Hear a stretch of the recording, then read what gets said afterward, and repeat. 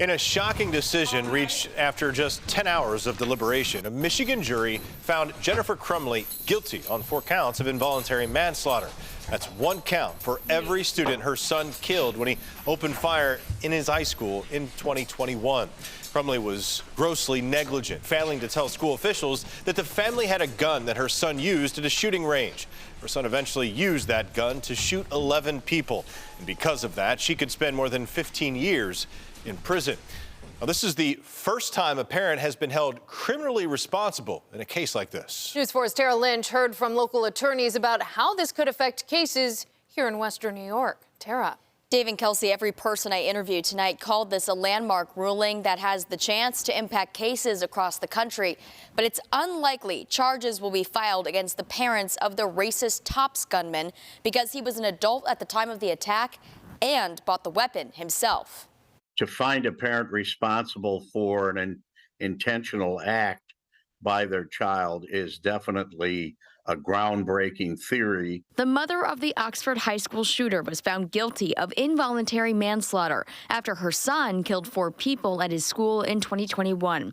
In this case, the jury ruled that Jennifer Crumbley knew her son was going to commit this type of crime and even bought him the weapon, which is different from the case against the racist Tops gunman.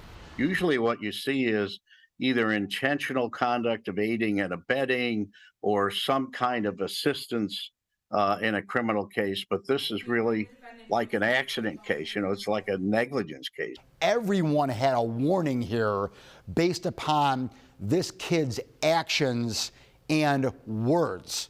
You never had that in Tops. This decision could have ripple effects nationwide, with other prosecutors considering this type of charge when children are committing violent crimes or are repeat offenders. And it could influence politicians to alter laws like bail reform in states like New York.